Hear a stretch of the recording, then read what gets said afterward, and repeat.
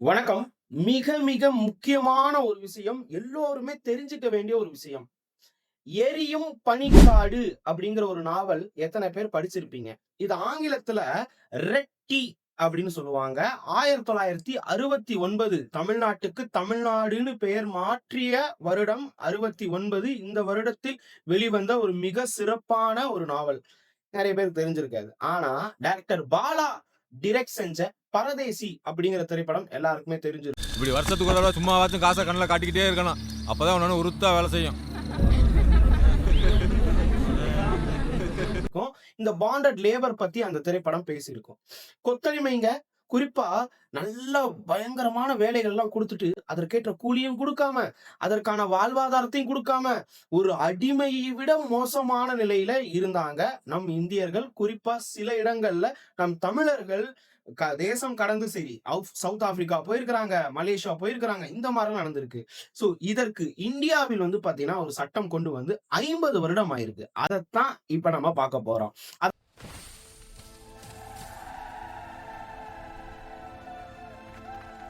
அதாவது கொத்தடிமை தொழிலாளர் முறையை எதிர்த்து அதை ஒழிக்க 1976ஆம் ஆண்டு கொத்தடிமை தொழிலாளர் முறை ஒழிப்பு சட்டம் BLSA bonded labour system abolition act 1976 கொண்டு வந்து 50 வருடம் 2026 50 வருஷம் ஆயிடுச்சு.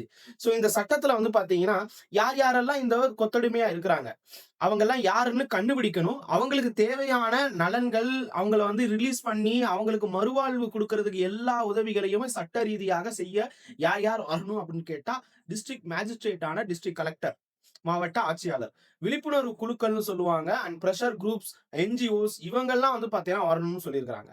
அந்த கொத்தடிமை தொழிலாளர்களுக்கு மறுவாழ்வுக்காக நிதி உதவி, நிலம், வீடு, அதற்கேற்ற வசதி, வாழ்வாதாரம் எல்லாத்தையும் வந்து அமைச்சு கொடுக்கணும்னு சொல்லிட்டு இந்த சட்டம் சொல்லுது. அது மட்டும் இல்லாம நம்ம இந்திய அரசியலமைப்பு ஆர்டிகல் 21, 22, 24 இது எல்லாமே வந்து பாத்தீங்கன்னா இந்த சரத்துக்கள் மக்களை கட்டாயப்படுத்தி அவர்களுடைய உழைப்பை சுரண்டுதல் தவறு, தண்டனைக்குரியதுன்னு சொல்லியிருக்கிறாங்க. இட்ஸ் கான்ஸ்டிடியூஷனலாவே அகைன்ஸ்ட்னு சொல்றாங்க.